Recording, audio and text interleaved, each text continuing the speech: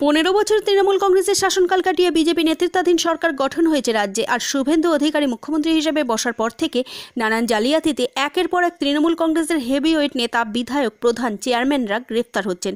জয়নগর থানার বারুইপুর পূর্ব বিধানসভার ঢোসা চন্দনেশ্বর পঞ্চায়েতে তৃণমূল কংগ্রেসের সদস্য তথা অঞ্চল যুব তৃণমূল কংগ্রেসের সভাপতি সুব্রত মণ্ডলের গ্রেপ্তারের 48 ঘন্টার মধ্যে দুর্নীতির অভিযোগে এবার গ্রেপ্তার হলেন জয়নগর থানার বারুইপুর পূর্ব বিধানসভার নারায়ণীতলা পঞ্চায়েতের প্রাক্তন প্রধান তথা বর্তমান সদস্য অশোক সাহা, বর্তমান সদস্য রথীন সাহা, বর্তমান সদস্য চন্দ্রিমা ঘোষ ও বর্তমান সদস্য শ্রীমা ঘোষ।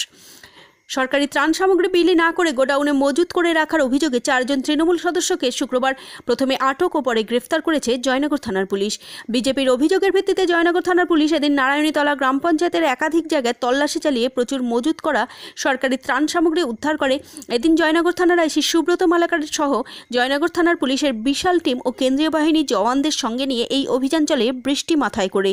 আর একের পর এক তৃণমূল কংগ্রেসের নেতাদের গোডাউন থেকে উদ্ধার হয় ধান ঝাড়াই মেশিন, স্প্রে মেশিন, আমফানের সময় দেয়া ত্রিপল, সরকারি কিট সহ একাধিক সামগ্রী।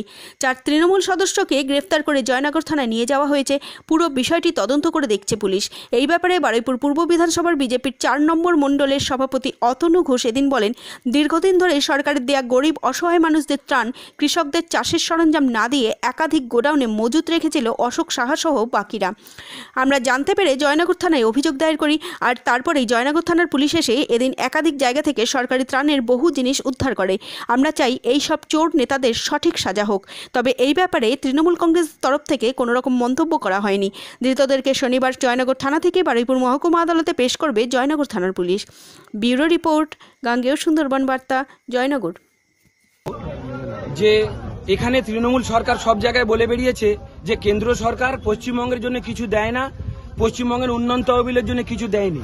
আজকের পুলিশ এবং আম জনগণ এখানে দেখলো যে কেন্দ্র সরকারের দেওয়া গ্রামোন্নয়নের, ফার্মিংয়ের যত রকম সামগ্রী, ধান ঝাড়ার মেশিন থেকে শুরু করে আপনার স্প্রে মেশিন থেকে শুরু করে আপনার ধান শস্য রাখার পাত্র থেকে শুরু করে জল ছাঁচার মেশিন থেকে শুরু করে যাবতীয় ফার্মিংয়ের সামগ্রী এখানে মজুত করে রেখেছিল দীর্ঘদিন, যেগুলো কেন্দ্র সরকারের দ্বারা দেওয়া সেই সামগ্রীগুলো এখানকার লোকাল পঞ্চায়েতের যারা সদস্য আছে এর সাথে এদের বড় মাথাও আছে। কোন পঞ্চায়েত এটা? আমাদের নারায়ণীতলা পঞ্চায়েত। কোন বিধানসভা এটা? বারুইপুর পূর্ব 137 বিধানসভা।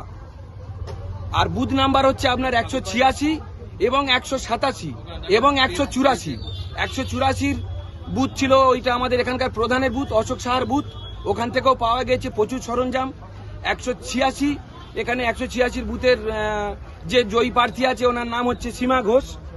ওনার বাড়ি থেকে এবং ওনার হাজব্যান্ডের যে গোডাউন আছে সেখান থেকেও প্রচুর সরঞ্জাম পাওয়া গিয়েছে।